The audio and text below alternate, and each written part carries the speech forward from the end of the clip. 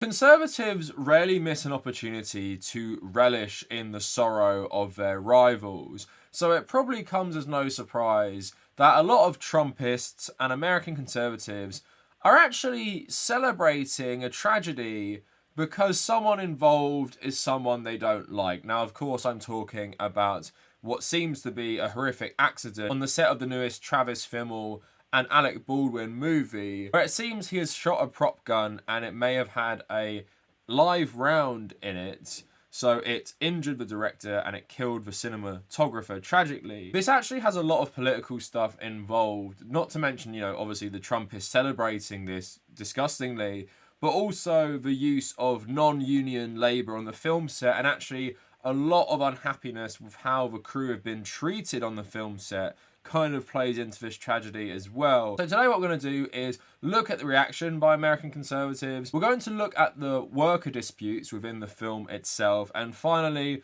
we're going to talk about how this stuff can be prevented, and I'll probably end the video by just sharing some quotes of people who knew the cinematographer. Not really going to do my usual self-promotion, but of course all my socials are in the description. I haven't got a new chocolate orange yet. For every 5k, we get a new one. Thanks to the 45k subscribers, though. And hopefully on next week's videos, we'll have the new chocolate orange. Now, if somehow you haven't heard about this or you haven't actually read the story, this was a recent reporting by the New York Times, so hopefully it's up to date. Remember, this is obviously a developing story, so by the time you watch this, there might be completely new information out there. So an Alec Baldwin Western becomes the scene of a fatal shooting on a ranch in northern New Mexico, where the cottonwoods and the dusty foothills have formed the backdrop of Western since the 1950s. Alec Baldwin was filming a new movie that hinges on an accidental killing and its aftermath. Now law enforcement officials are investigating what happened on the set on Thursday, when they said Mr. Baldwin, who was playing an outlaw, fired a gun being used as a prop, killing the film's cinematographer, wounding its director, and raising new questions about firearm safety on film sets.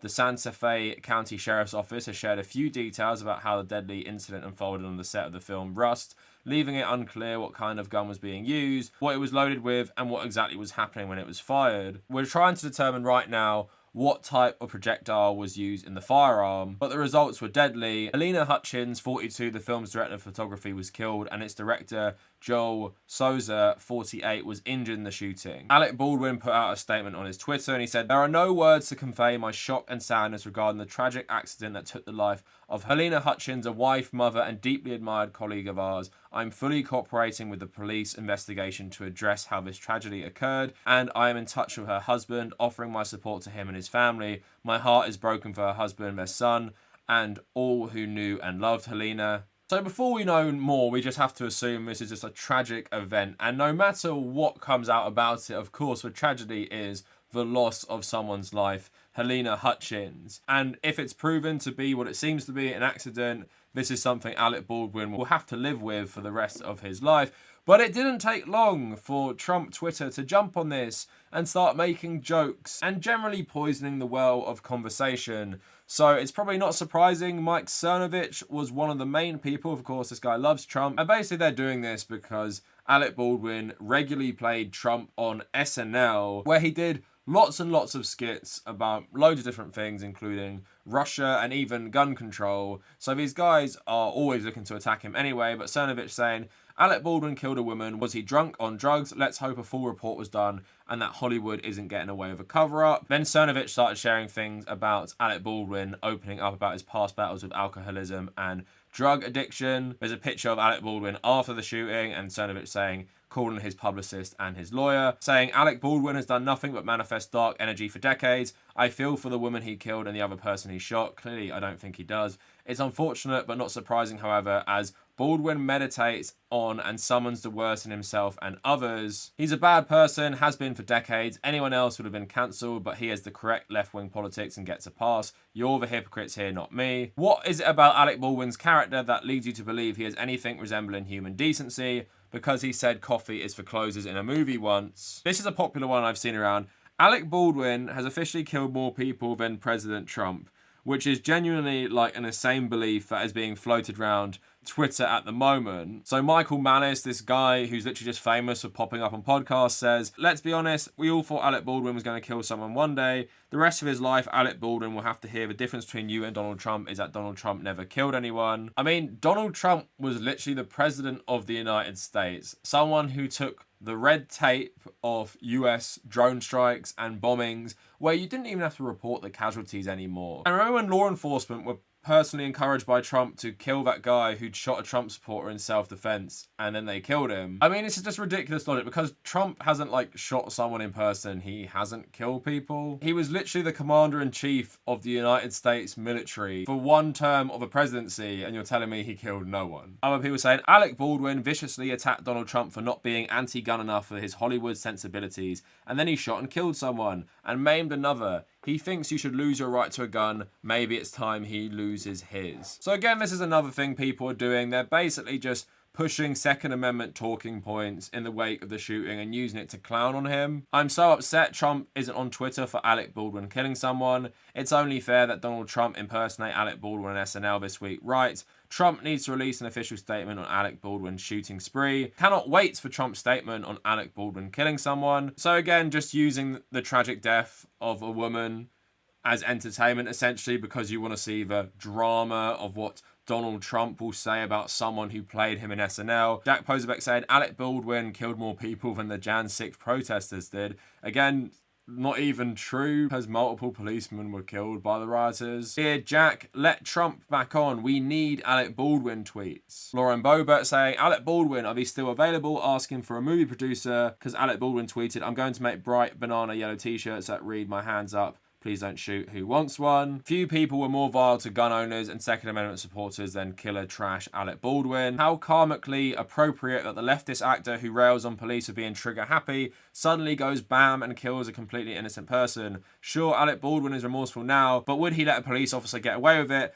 I didn't mean to do it. I mean, the context is absolutely completely different and you're just trying to use this for political point scoring. And just like many conservatives, they like to make comparisons that just make no sense whatsoever. A policeman shooting someone, which they regularly do for unjustifiable reasons, not accidental reasons, just unjustifiable reasons with intent, and then saying they didn't mean it and other stuff like that is common. And police brutality is a real issue. Gun safety on film sets has nothing to do with police brutality. None of this would have happened if Alec Baldwin moved to Canada after Trump won like he promised. Candace Owens, literally not one single thing about Alec Baldwin has said about Donald Trump and his supporters is going to age well. Andrew Schultz saying, Trump, you got 24 hours to do your best Alec Baldwin impression. Of course, the right-wing media also going after him, so Breitbart writing, Alec Baldwin hounded for anti-gun activism. Old tweet asking how it must feel to wrongfully kill someone. Baldwin has a history of anti-gun activism, arguing that the Second Amendment needs to be rethought. The Second Amendment is not a moral credit card that buys you all the guns you want. The law needs to be rethought, he tweeted in 2018. In response to an NRA TV ad calling out every Hollywood phony and members of the lying media. Following Thursday's shooting death, people on social media began trolling Baldwin over his stance for the Second Amendment.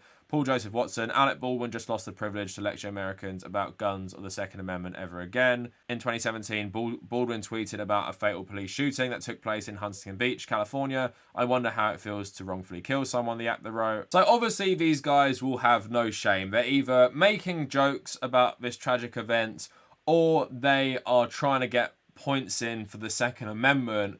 Again, I don't really understand how that is relevant to this conversation at all. I mean, I guess it is a bit ironic, but again, he's on a movie set where this stuff is meant to be regulated and where he's meant to be firing a gun that doesn't actually fire like live rounds. But of course, there's been a lot of union movements in Hollywood right now, and this may have factored into it, but we don't know for sure. So the LA Times reporting, Alec Baldwin, Russ camera crew walked off the set in protest before the fatal shooting. Hours before actor Alec Baldwin fatally shot a cinematographer, a half-dozen camera crew workers walked off the set to protest working conditions. The camera operators and their assistants were frustrated by the conditions surrounding the low-budget film, including complaints of long hours and getting their paychecks, according to 3 people familiar with the matter who were not authorized to comment. Camera crew showed up for work as expected at 6:30 a.m. Thursday and began gathering up their gear and personal belongings to leave, one knowledgeable crew member told the LA Times. Labor trouble had been brewing for days on the dusty set at Bonanza Creek Ranch near Santa Fe. Shooting began on October 6th, and members of the production said they'd been promised the production would pay for their hotel rooms in Santa Fe. But after the filming began, the crews were told they instead would be required to make the 50-mile drive from Albuquerque each day rather than stay overnight in nearby Santa Fe. The cinematographer who was accidentally killed, Halyna Hutchins, had been advocating for safer conditions for her team, said one crew member who was on the set. As the camera crew, members of the International Alliance of Theatrical Stage Employees, spent about an hour assembling their gear at Bonanza Creek Ranch, several non-union crew members showed up to replace them, the knowledgeable person said. A member of the producer staff then ordered the union members to leave the set. She said if they didn't leave, the producers would call security to remove them. Corners were being cut and they brought in non-union people so they could continue shooting, the knowledgeable person said. There were even 2 misfires on the prop gun on Saturday and 1 the previous week, the person said, adding, there was a serious lack of safety meetings on this set. The safety of our cast and crew is a top priority of Rust Productions and everyone associated with the company, Rust Movie Productions LLC said in a statement. Though we were not made aware of any official complaints concerning weapon or prop safety on set, we will be conducting an internal review of our procedures while production is shut down. We will continue to cooperate with the Santa Fe authorities in their investigation and offer mental health services to the cast and crew during this tragic time. Although we're clearly speculating at this point, the union troubles, the labor troubles on this set, which was obviously poorly run, could have factored into this tragedy. We're not to know at the moment, but IndieWire also did a good article saying, how could Alec Baldwin's set tragedy happen, breaking down prop gun safety protocols? Talking more about the union stuff a bit, the entertainment industry has a long established and extensive set of protocols regarding the use of firearms on set. If properly followed by production's cast and crew, they make tragedy like this nearly impossible. On any set, the prop master, or in some cases a weapons expert, is responsible for obtaining, maintaining and handling all firearms for the production. According to Local 44, which oversees prop masters, the gun contained a live round, and the Rust call sheet did not list members of Local 44, which is a union chapter. Ensuring that all union crew members are fully aware of safety practices and their responsibilities to uphold them is the domain of Contract Services, a non-profit organisation dedicated to carrying out the required provisions of the collective bargaining agreements between the film and television industries, West Coast studio local unions, and the Alliance of Motion Picture and Television Producers, according to Contract Services site. It provides 35 safety education courses for members on the entertainment industry, including Course S, Firearms Safety for the Entertainment Industry, a 90-minute video with an accompanying test. Required for prop masters and prop assistants, the course details everything from firearm regulation and all applicable ordinances to exactly how a gun should be handed to an actor, pre-scene safety meetings required before any gun can be on set, and the exceedingly rare circumstances in which live ammunition is permitted. So just going into what the union chapter said, so the IATCE Local 44 sent out an email to its members alleging there were more than blanks in the prop gun. Dear members, as many of us already heard, there was an accidental weapons discharge on the production titled Rust being filmed in New Mexico. A live single round was accidentally fired on set by a principal actor, hitting both the director of photography, Local 600 member Halyna Hutchins, and director Joel Souza. Both were rushed to the hospital. Unfortunately, we lost Sister Hutchins, who passed from the wound. Local 44 has confirmed that the prop, set, decoration, special effects, and construction departments were staffed by New Mexico crew members, but there were no Local 44 members on the call sheet. On behalf of Local 44's officers, executive board and staff, our thoughts and prayers go out to Halyna and her family. We also send good thoughts to Joel and his family for a full recovery. In solidarity, Anthony Pollock, Secretary Treasurer, IATCE Local 44. While there are no Local 44 members employed in the set of Rust, it is still to be determined whether members of New Mexico Local 480, which covers experienced film workers in 99 crafts of 20 departments, according to their website, were working on the low-budget Western. So again, with a news story this early, we cannot tell, for example, if there were union people in the prop department, being the armor and stuff like that, and if the bad work conditions and the lack of union workers possibly made this tragedy happen. Again, we're going to have to wait for the investigation, but it's an interesting wrinkle to this story because we're in the midst right now of many different strikes throughout America and indeed even the world, and of course people involved in film are standing up for themselves recently as well. So this happens at a very timely moment because it reminds people you have to treat people with respect if you want the best results, and you can't just run things on like a shoestring budget without the required experts, because that's how tragedies can often happen. But that's my general take on the politics of this stuff, talking about the Trumpists and the union stuff. I wanted to end it by talking about Halyna, and Adam Egypt Mortimer, who worked with her before, wrote something nice about a year ago, but he shared it today on his Twitter. So he writes, "I'm so sad about losing Halyna and so infuriated this could happen on a set. She was a brilliant talent who was absolutely committed to art and film.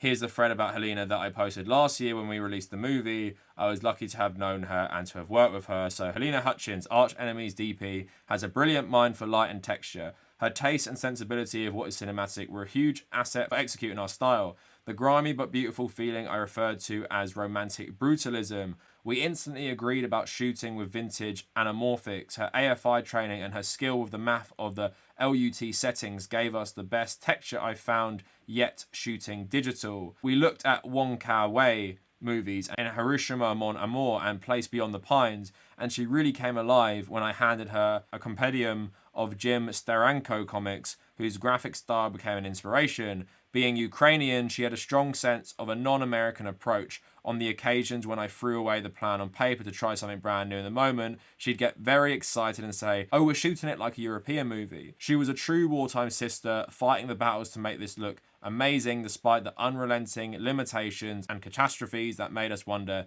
if we're being cursed by a witch." So I think that's a very nice insight for someone who knew her and loved working with her to create this movie about a year ago. So overall, it's just like a tragic event. Now, in terms of like the jokes about Alec Baldwin, I'm not really going to like completely police them. I would just say I would never make one. I think it's in very poor taste, especially when someone who's clearly talented, someone who was actually trying to make the conditions better on the set as well. So clearly someone who is showing solidarity with their fellow exploited workers, and then you're just making it like this joke fest about Alec Baldwin's comments or just making memes about it. Again, I don't find it to be in good taste at all. Halyna is not going to recover. She's passed away from this. I just don't find it funny. You guys have different tastes in comedy or whatever. You might like black comedy. People have pushed back on me talking about Dave Chappelle not being funny and being offensive and bigoted and stuff like that. So I know some people think you can just joke about anything, but that